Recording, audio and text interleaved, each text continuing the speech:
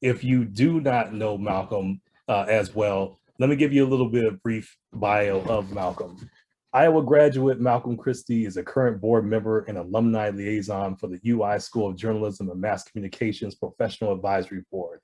He's had an extensive career in corporate leadership and fundraising and has worked for Wellmark, Blue Cross, Blue Shield, United Way, and most recently as development director for the United Negro College Fund, or UNCF, in Southern California. Through all of Christie's professional accomplishments, never lost was his adoration for the state and the University of Iowa, along with his profound love for both Hayden Fry and Kirk Ferentz. Before leaving UNCF, Christie decided to pay tribute to Fry and show his unwavering respect by creating the UNCF Hayden Fry Endowment, which provides support for students of color to attend the University of North Texas, Southern Methodist University, and the University of Iowa, the three schools where Fry coached. First, I just want to say welcome, Malcolm. How you doing, man? I'm doing fantastic, brother. How are you? I'm good, man. You look good. I'll try. Listen, I figured, as everyone can tell by the roomrate.com, I basically decided to go, we're going to talk about the 80s. Why not put everything back here in the 1980s from all the music? Of course, I'm from New Jersey, so you got to have Springsteen and, of course, the art. So that's why I'm doing, man. But it's a good time, and I'm so happy to have someone, such an esteemed person like yourself, who I'm very proud of, to have a relationship with, to be a part of it as well. Man, I appreciate that, man. And I know everyone wants to talk about Iowa football and everything, but before we even talk about Iowa, let's talk about that. You're from Jersey City, New Jersey. How in the world does Jersey City end up in Iowa City? Talk to us. What got you to the Iowa Hawkeyes? Well, I mean, first and foremost, I'm a proud resident and native of Jersey City, New Jersey. I love growing up right across the river from Manhattan, the diversity that I love. One of the greatest things about the diversity of Jersey is not just the diverse of Latino, Indian, or Asian, but the diversity of white people. I mean, it's amazing. You know, Italian, Irish, Greek, Polish, everything in one. So it was such a great place to grow up, and also to go to the school at Dickinson High School, which was pretty much a microcosm of the diversity of the city. But how I got here, basically, I started playing football in sophomore year in high school. I didn't play football until then because I was just too big. I mean, I was over 200 pounds since I was in 5th grade. So basically, I couldn't play Pop Warner. I couldn't play for the Jersey City Jets like my brother and my two cousins, you know, my brother Andre and Anthony and Barron, who are my cousins. So basically, I had to wait till I really left academic high school, which, yeah, I know it's me going academic, but my mother was a city worker, and I got into a charter school, which was, you know, a great school, but it's called McNair now. But it was just really tough for me, especially, you know, it's just well known, publicized that I suffer from dyslexia, so it was really tough. But I ended up going to Dickinson High School, but actually, on a side note, as you know, one of the people I got to meet, you know, I get to meet some people that really, you know, have gone on to be pretty famous. The original Kevin Powell, one of the original Real World MTV people, was a friend. He's still a friend now. And I ended up in Dickinson High School, where Coach Elisa kind of took me from somebody who never played football until earning the opportunity to go to the University of Iowa and be recruited pretty heavily. I'm very fortunate. That's fantastic. Let's talk about University of Iowa. So now you're at the University of Iowa, and I got you figured out too, actually, Malcolm. So you went from Jersey City to Iowa City, and now you live in Studio City. So I think you just all about the city. So I understand why you visit me in Culver City. It all makes sense to me now. I'm like, it's all about the city. So it is a conspiracy, and I think we just let it out. Oh no. Let's talk about it. We're in Iowa City now. What are some of your favorite memories that you have being at the University of Iowa? Well, for me, it's well publicized. It's funny how we kind of look back and saw all those articles written about me before I got to Iowa City, about how I was going to take everybody's jobs and, you know, take their jobs type of guy, coming in as an offensive lineman, which was insane, because by the time when I was going into my senior year at a playoff game, and actually a tune-up game at Hoboken, another part of Jersey, I was hit in the back, and it was one of those things where I kind of felt but I got up, everything I thought was fine. So what I didn't realize, I basically ruptured a disc and my disc was knocked out. So basically, I went through the whole season with a ruptured disc. And that, as time went on, my leg stopped working. I mean, I couldn't pick my left leg up, but I ended up playing all through the season and in the All-Star game. But eventually, by the time I got to Iowa City, my left leg, I really couldn't pick it up unless it was from my hip, and my ankle wouldn't respond. And then, unfortunately, when you have certain illnesses or injuries such as that, you do have issues with incontinence and all that other stuff, which is no one wants to talk about, but it's real. And that's something to deal with when you're a 17-year-old kid. So what great thing have I found out? To be a 17-year-old in the hospital, who comes to see me? June McCarney. Now that's Dan McCarney, Coach McCarney's mom, who was working at the School of Dentistry. And she showed up, held my hand and said, Malcolm, it's going to be fine. She brought me a Prince, Purple Rain's cassette. Yes, cassette. And it was just a very nice gesture, but just little things like that meant so much. And again, I didn't know, barely knew Coach McCarney because I was only in practice for I was in freshman camp for like a week or so. So that's the type of thing that you remember. She was literally the first person. I woke up after my back surgery on my birthday. She was holding my hand. So that told me, even in something that was so horrendous, something beautiful would happen. It really just told me I was in a special place. Wow, that's a pretty incredible story. And you had actually told me a little bit about how you reciprocated that very same moment. So do you want to elaborate a little bit about what you were able to do in return? And again, my career was up and down at Iowa, and eventually I ended up leaving the last year because I started having some of those pains. Basically my legs weren't responding. I started having some internal problems. Say, hey, I'm gonna have to not even go in my last year. So I kind of stayed around Iowa City, and I wasn't going to leave until I had a degree. And lo and behold, I ended up going back to school and paying for it myself and doing all these things. And I ended up working at Mercy Hospital, which was a fantastic job. I worked in dietary, nursing, telecommunications. I worked in every aspect of that the hospital, and I have a lot of my life is also for them, was helpful. Now, one of my jobs was doing stat meds and doing patient transports and things of that nature. So I was walking around the wards, and now remind you, this is, I had back surgery on my birthday, August 17th, 1984. Now this is, I believe, 1995. And I'm doing my rounds, and I noticed one of the medications was in ICU was for June McCarney. I'm like, what the heck? No, I haven't seen her since that situation.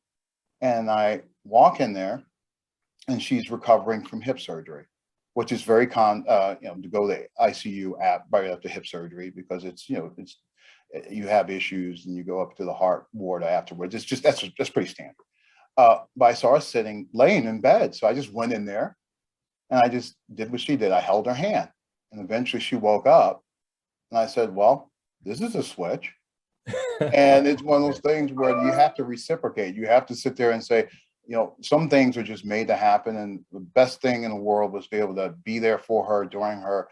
Obviously, she recovered and did a great job. And she actually showed up when I was married. She showed up to my wedding. So she was a class act. So was Dan and his dad. All of them, and his sister, all just class act people. So a little nugget. That's a special story right there. Like you just talked about, is the reciprocation, just giving it back to the love and support that someone would show you in your time. Let's talk about one of Iowa fans' favorite things to talk about, Iowa football. Let's talk about it. You had an opportunity to play for such a legendary tree, and it starts with the legend himself, Coach Hayden Fry, and you worked alongside, and you worked with Coach Kirk Ferentz, the current head coach. Talk to us about what it was like to play for them. Talk to about what their roles in your life meant to you. First of all, when I was getting recruited, it was a crazy time. I didn't understand all the attention I was getting, but it was a crazy time. And, Kirk, before he was at Iowa, he was at Pitt. And Pitt had obviously the best offensive line coach, and I'm sure Kirk would agree, of history was Joe Moore. And I was being recruited to go to Pitt, and Joe Moore was there, and he said, I recruited, he said, I taught Kurt everything you know. I was like, oh, okay, that's great. And I'm like, well, nice to meet you. And I'm kind of bright-eyed, kind of happy, kind of, just happy to be there type of guy at my school. And which I didn't realize too, they're not mortal enemies when people recruit us. Recruit each other and things like that. So I was a kid, so I figured everybody's out there with jousting, trying to get the best player. They probably went to lunch right before, which was kind of weird. I remember the coach, Joe Moore, said, Malcolm, why go to Iowa and hide when I can make you a pro football player? I was like, well, that's a good point. I said, something I need to consider. So he gets up and leaves, and he said, and all of a sudden, who walks in? Kirk. I'm like, that's weird. And because I'm like, and he's, hey, Kirk. He's like, hey, Joe, how you doing? And he said, then Joe goes, remember what I said, Malcolm? I said, okay. And I went to Coach Ferentz. Coach Ferentz said, so, everybody, now this is a very lame, everyone can do an imitation of their position coach and their head coach because they're always in your head forever. So, Ferentz always says, so Mal, what did Joe say? And I said, well, he said, why go to Iowa and hide when he can make me a pro football player? He's like, Joe said that. All right. Yeah. So it was like, so Ferentz, but it's funny because everyone loved Ferentz when he came in. He's a young guy. He's a very youthful man still. He's very spry.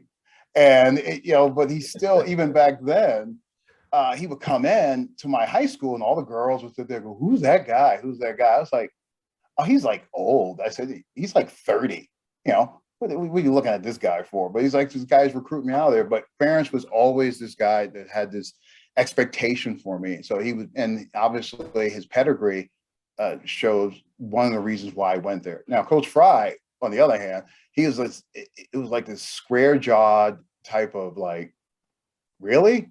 Is this like John Wayne teaching me how to play football? He had this persona that was kind of bigger in life, and you're sitting there going like, really? But he was the most, earnest, humble individual, at the same time having that aura about him that was a kind of a swagger about him that you believe in, kind of that kind of John Wayne thing, like, okay, we'll follow this guy. But he was just so kind and he was so thoughtful. And as the more I got to know him, I understood what he stood for, and what he was standing for at the time. So it was, and I realized I was going to go to Iowa. And I was sitting there and I was eating, and I always had a weight problem, like until now. But I always had a weight problem. So I'm sitting there going, I'm going to go to Iowa. They had the buffet. They were showing the highlight film. And I'm sitting there going, well, I'm going to Iowa. This was the first day. I knew it after the first day or whatever. And the next day, I'm going to get something to eat. And I'm sitting next to Ferentz, and between him and Coach Fry, I said, Mal, what are you doing? I'm like, I'm going to get something to eat. And Coach Fry was like, let him go eat, Kurt. It's okay. It's one of those things where let him go eat. So I was sitting there going like, no. But that's what I was trying to explain to Coach. I knew at that time I felt I was home. And that's the reality is. So they're just totally two different personalities, but they share the same goals of excellence. So I was very blessed to be around them, along with Coach McCarney, Coach Alvarez, and Snyder, and Bob Stoops at that time was a grad assistant. So it was a murderer's row of amazing coaches. It definitely was something that Iowa fans are going to talk about for eternity. This is such a legendary, and not just Iowa fans, by the way. That's college football. College football knows about the Coach Hayden Fry legacy tree there. Now, football obviously is a big part of your life at this point, but it did not go the way that you anticipated things going. Talk to us about the many different adversities that you faced in that, and also what it took to kind of get past knowing that the jersey would not represent you in the way that you wanted it to be. No, it was really crazy because when I first started, I would see these things written about me, and my coach, obviously we knew something that anyone else didn't know, that I had a ruptured, disc. But we're looking at all these things that have been written about me, like I'm going to play early, I'm going to do this, and I'm like, my God, no wonder none of my teammates like me. And when I first got there, I was like, why do you guys don't talk to me? I mean, they were basically saying, why are we even showing up? Malcolm's going to outplay us all, which I never wrote. And the funny thing is, in the interviews with me, I really tamped it down. In the interviews with my head coach in high school was tamped down. So I kind of got the fact that it was going to be kind of one of those things when the machine was going to take over, what is made, and you have the opportunity to kind of, clear the, tell the truth and just be very direct and honest in those limited times. I did do it, but whatever. And so it's one of those things where, it was a lonely time because you're always injured and you're always, and in all fairness, there were a lot of guys I know I can just right off the top of my head, JJ Puck and George Millette, who end up playing at Iowa, who had massive injuries, and they were able to stick it through. So that was something that was in my mind, saying I got to stick it through. I got to stick it through. But I just realized that some of the things that were coming back, like incontinence and things like that, those were things where I couldn't deal with anymore. That could be a long-term thing. But I also had friends outside the football team, the 10th floor ladies that lived in the 10th floor, that were just my friends. The people and I did that even in high school, to have friends that weren't athletes, because you want to have kind of a balanced life. Mm-hmm. And I think that was key for me to be able to kind of live with the reality of, I can't let this this can't define me, because my God, I'm 2 years out of being a teen in my teens. And if I allow this situation to define my life, it's going to be a pretty miserable life with the long-term thing. So I had to come to terms. Now, that sounds pretty, magnanimous and very, deep, but I knew I had to come to that, but I ended up coming to that because I had no choice. But having my friends, the Butlers, and Mar Patton, who's the swim coach, the swim coach's daughter, these are people, Marsha Patton is still my friend, and so are the Butler sisters and all those things. But they're still my friends, and the swim team is gone. But that's kind of weird. But the reality is that you needed to have those people there to keep you grounded. But the reality is, as much as you're a part of a team, you are on your own. And I had to decide how I was going to handle it. And I didn't handle it well in the beginning, but eventually things did come around. I wasn't going to quit. But and we've talked about this, but I couldn't let the worst moments of my life define the rest of it. I think that's something that a lot of athletes struggle with. I think that's something that's not talked about enough. And I actually want you to talk just real quick about a story you actually shared with me about Vivian Stringer in the conversation, and how that kind of helped motivate you, because, it's when you come in with such high expectations, say you don't even have high expectations. A lot of athletes come in, what you're known for is that sport. And that's how everybody knows you. And that's the success level, that the expectation is you're going to go on to do this next thing. And it's associated with the sport. And when it doesn't work out, it feels like your identity is missing. And talk to me just a little bit about the Vivian Stringer, who was an Iowa women's basketball coach, a legendary coach in the game. But just talk about a little bit about the conversation you had with her that just kind of sparked you to say, hey, you got to really keep pushing forward. Well, yeah, that's a great point. It's one of the things with women's athletics. I have a minor in women's studies, so I have an immense respect for women and from different levels. But to see, Coach Stringer was always in the dorms. You always saw Coach Stringer show up and down the first floor Slater in the lobby, talking to her players and getting them motivated. And she was no nonsense. She was like an older cousin, I would say, and a really young aunt, really cool. But I would see her, I'd maybe be talking to Marva Fuller, who eventually married Merton Hanks. I would be sitting there talking to some of the players, and she would turn around and look at me, says, "You got somewhere to go?" I'm like, "Did you be in class?" I'm like, yeah, I have to be in class. He says, so your behind needs to be gone. I said, some coach, I believe my behind's already on the CAN bus. I got to go catch up with it. And that's the reality of the situation. But it's funny, I had the time, and coming and going. Then I had a dark period of my life for 3 or 4 years in between after I left, because I pretty much failed out of school. And then I started coming back, and then I'm taking a job as a bricklayer tender. And my boss, Ron Jones, took me to this house. So this is probably in the early 90s. And little, who did I see? We were given a bid to, an estimate to Coach Stringer. And she stared at me. She goes, "What you doing?" I said, "I'm working." He said, "Not working at this, you're not working very hard."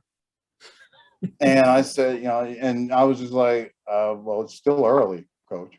And she was just like, "Malcolm, you need to go back to school. And that's it. There's no other choice. Now you can do what you want to do, but I'd be highly disappointed."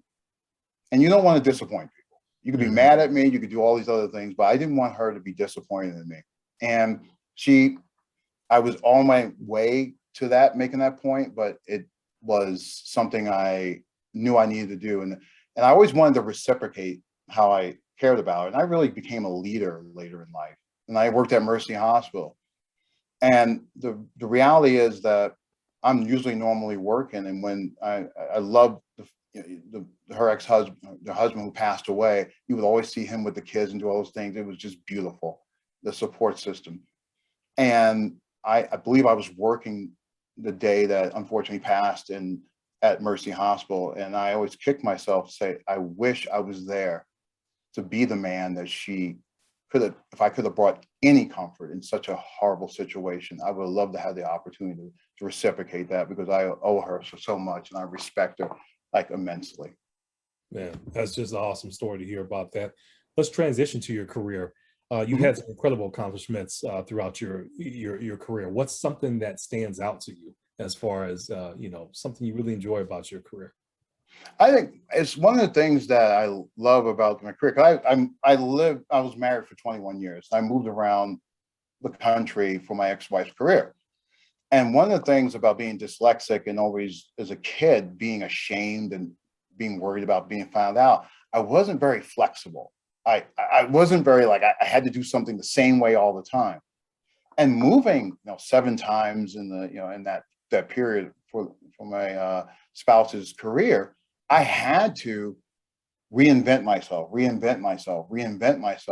again and again and again. And to have that comfort zone of saying, listen, it's about relationships. No matter what you do, being a project manager at Wellmark Blue Cross Blue Shield, working as a pharmaceutical rep, or working at United Way or United Negro College Fund, or anything I ever did, it started and always ended with relationships. Because people like doing business with people they respect and they like, and they're going to work harder for someone that you've earned their respect. So one of the things is the adaptability for me of realizing that, some things go wrong, they're going to get weird.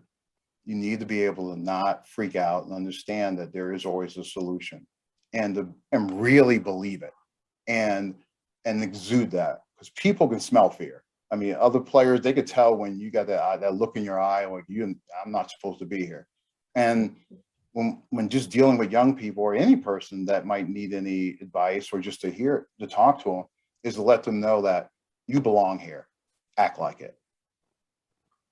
That's some powerful stuff right there. And you've shown that too. You've actually shown that by we talked about this a little bit earlier, the Hayden Fry Endowment, you created the United Negro College Fund, impacting students of color. And, if you're not familiar with Hayden Fry's legacy as far as what he did, as far as integrating the first Black students into at the North Texas University there, talk to us about why that meant so much to you, and to be able to do something on behalf of Hayden Fry and also just continue his legacy like you have. Oh, no, exactly. I was basically correct you. It was at SMU. It was the first African-American player. And that's a lot, because actually Dan McCarney ended up coaching at North Texas. It's like a Kevin Bacon fest in here. So basically, Coach Fry was the first coach to integrate the Southwest Conference at SMU. He wanted. He always tells a story that he was at Arkansas. He was the offensive coordinator, and he was sitting there talking to Bear Bryant. They were playing Alabama, and he got a phone call at SMU, and they said, well, and Coach Fry said, I want to recruit a Black player. He said, well, we'll let you have one. And they ended up recruiting getting Jerry Levias, who ended up being fourth in the Heisman. This is a credible businessman, just a great human being. But Coach Fry always knew as a person, he always tells the story. He's very proud of this. And sometimes talking about race and talking about things like that makes people uncomfortable. He said it, and it's no different than, it's kind of ironic, someone who has that twang, and you figure, oh, I don't know, man, I can't trust him. The irony is, historically, you look at Lyndon B. Johnson from Texas, passed the Voting Rights Act. And so there is something about someone understanding what's going on down there to be able to make the changes. And he decided, but one of the things we ended up doing it, he had death threats. He had to wear bulletproof vests for years, decades. He had to do all these things. And he was proud of that, the fact that he made the difference. And no African-American organization I've ever saw actually gave him his due.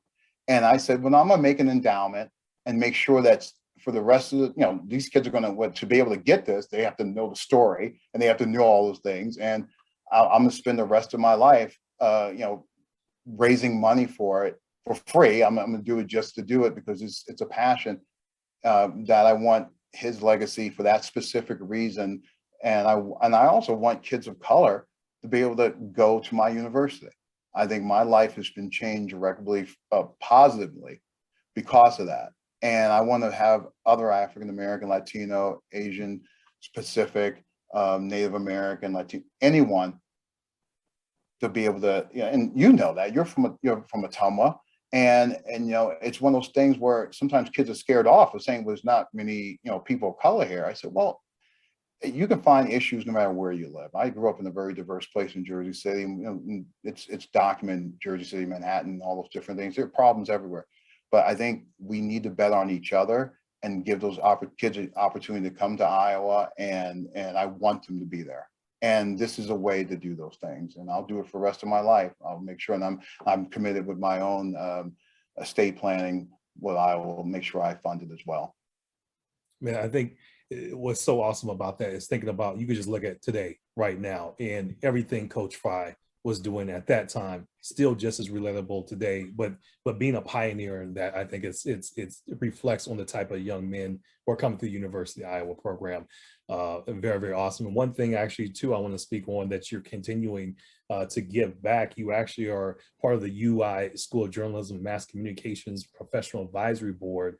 Tell me just a little bit about why that, what's your favorite part, and if you're not familiar what that is, this is a advisory board that works alongside with the students of the University of Iowa who are going into communications and journalism programs.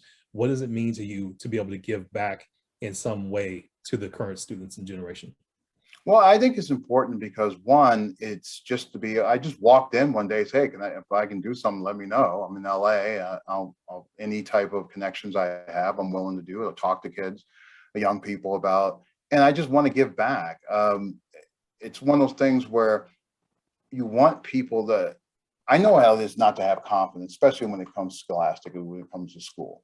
And you want, even though no one really remembers. I got my Rose Bowl ring and the kids see that and do whatever. And it matters to them that someone maybe that played football or, that sat with cool kids at the cool kid table actually cares enough to say, listen, I want to see you do well. I want you to see you do better than me. I want you to make it to the level that you really want to do in life. And I think it's a culture of giving.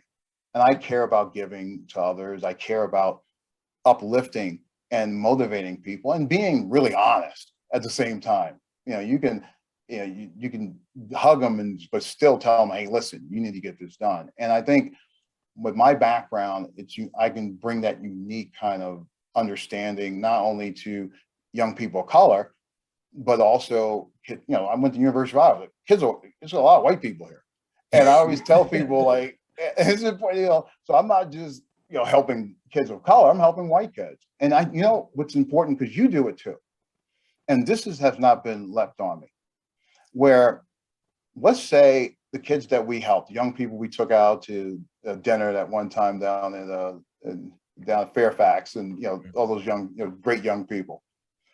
Fast forward 15, 20 years from now, they are hiring managers, and a kid of a person of color comes in, and we showed our love to them and caring for them.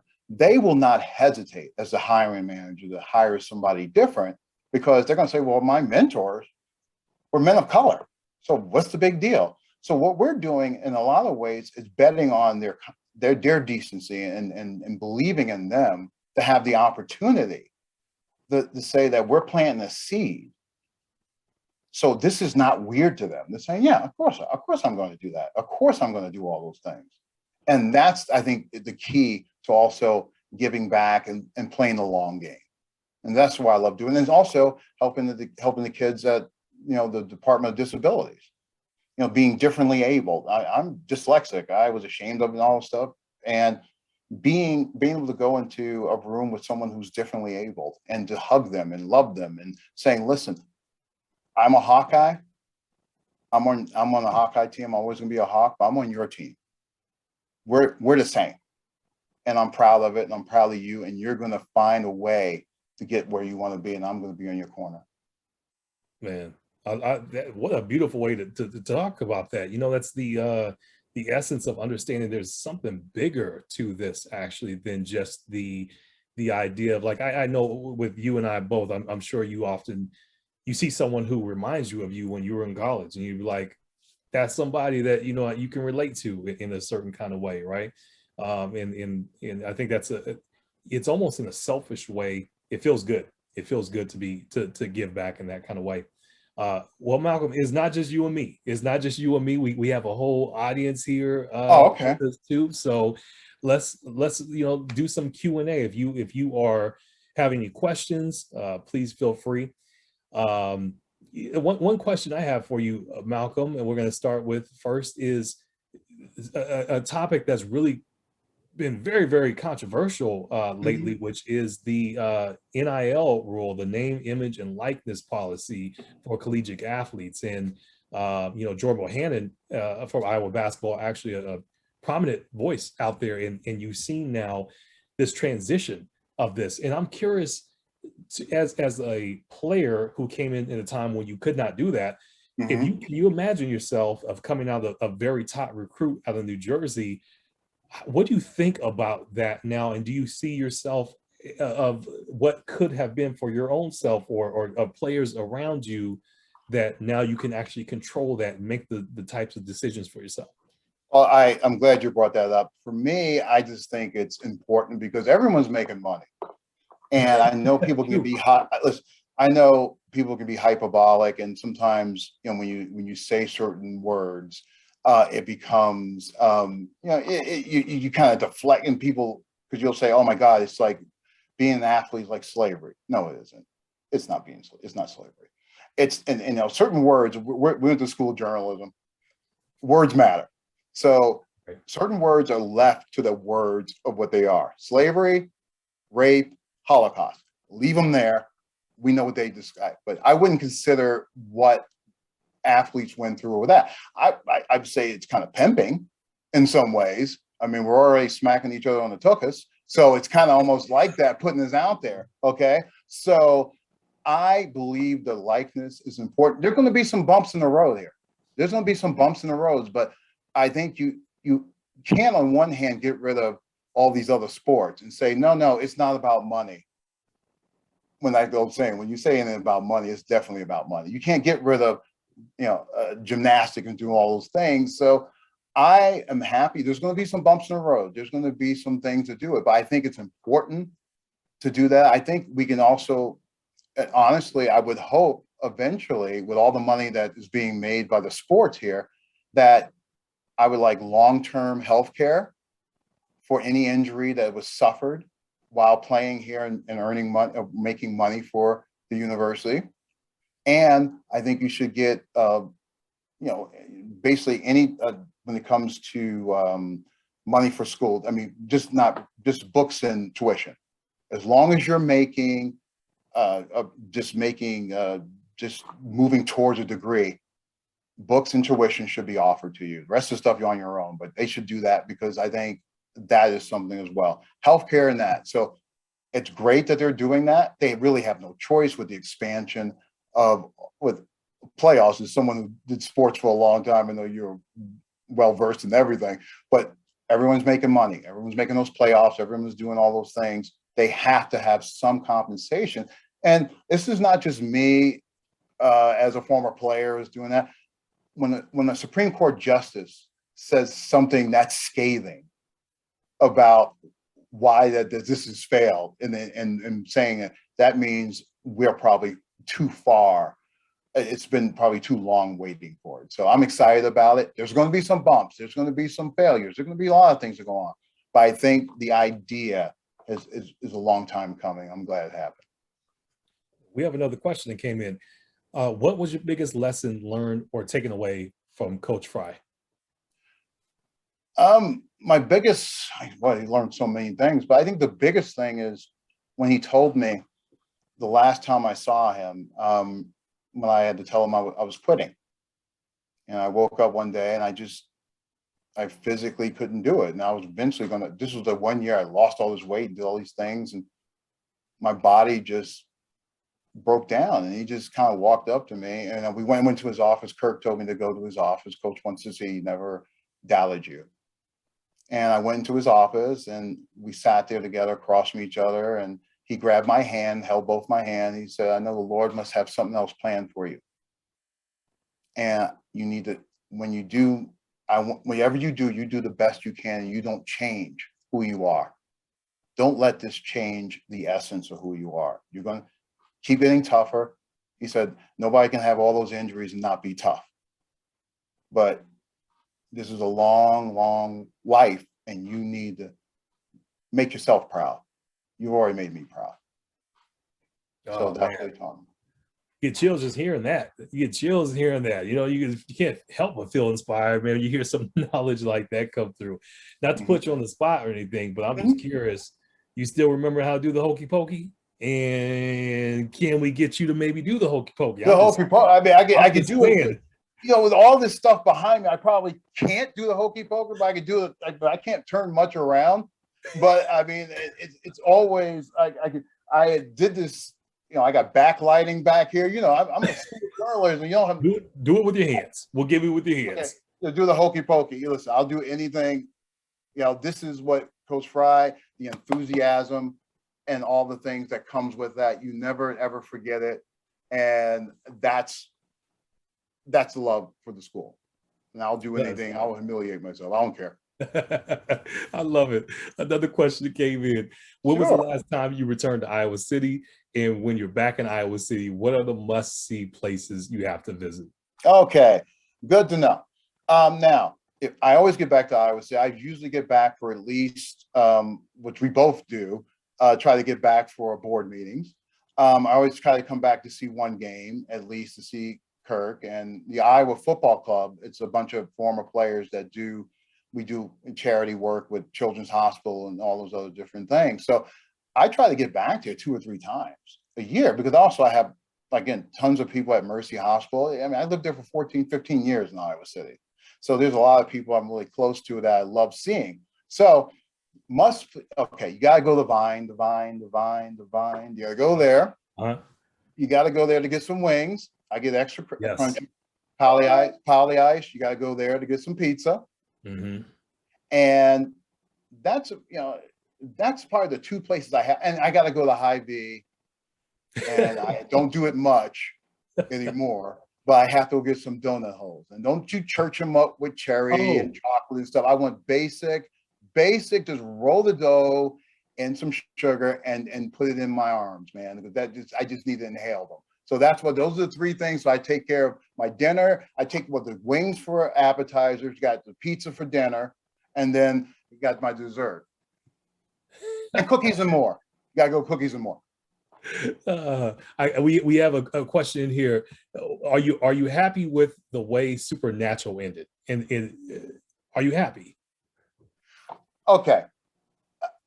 I understand there was a pandemic, and I've watched that show for 15 years. So much that I actually donated. They have a thing called Random Acts, and I donated a a Barbie to that, and feel free to go out there and give to it, folks, if you want to. But it was COVID. They did the best they can. The show's been on for 15 years. I think Jared, wanted to go off and do Walker, Texas Ranger, Viper, whatever that is. But it was okay.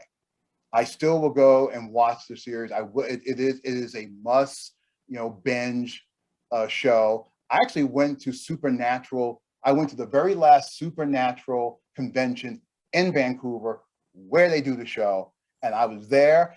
And it's like one of the things where I was the only brother there, but I was the only dude.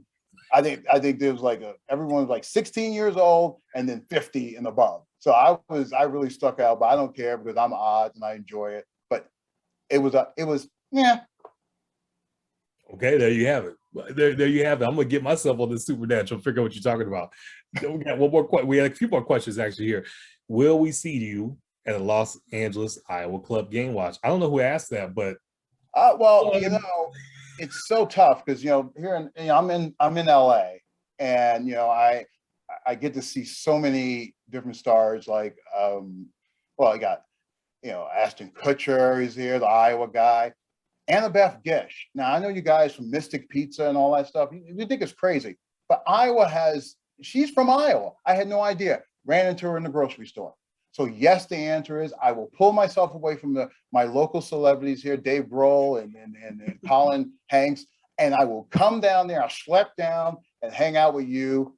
And of course, you got us 40% off. How could you not show up? That's what I'm saying, right? Come hang out with the commoners of Los Angeles. If they have me, if you folks will have me, I definitely will go. Yeah, we look forward to having you out there. Got a question coming in from Barbara Clark. She says, "This is very inspiring, Malcolm. Have you given any thought to taking your testimony and lessons learned on the road? So many in the country could benefit from hearing your story." I think that's a great question. Thank you. That's a great. I'm actually writing a book, and I'm a journalism, and I think everyone else, and there's a lot of stories I could tell, and a lot of them that we won't share here. But I think definitely, yes, I will take it on the road and eventually someday, but I'll be finished up with the book very soon and we'll go from there. But I think it's always good to tell a story that, it's great. I'm not gonna say, I went to the Rose Bowl, you did. And you want to write a book about mutual things that gets people to lean forward. And what makes people lean forward are the fact that what do we share? What are the values? What are the pains? What are the loves? And that's what people want to know. They want to know the workings of the Iowa football program. Sure, Chuck's written a book. Bob Stoops written a book. Everybody, but mine is for the masses. The point is that I'm just a regular guy, believe it or not, life was changed by going to the like you saw the headline in the press citizen. He picks the Hicks of Hawkeye land. Yeah, I did. I didn't say that. They said it, but I love them and they're mine. They're my people. Man, Malcolm, I can't thank you enough for this conversation, man. We've had a blast doing this. I'll leave it with this here. One of the things that I loved, I saw a quote you said in the Press Citizen when it was talking about the story of your bad luck with injuries. You replied, "Luckily, nothing's happened to my neck, so I don't have to worry about keeping my head up." I think it's so relatable today. No matter what's happening, hey, you just got to keep your head up and keep moving forward. I really want to thank you, Malcolm, so much for your openness with us and sharing your story with the University of Iowa. Well, thank you. And like I said, I'm very proud to be associated with you. They asked me who I want. I said, listen, it took about half a second. I said, I know who I want. It's Isaiah, and I'm just looking forward to what you're going to be doing. I'm looking forward to the birthday celebration. Birthday man. Don't be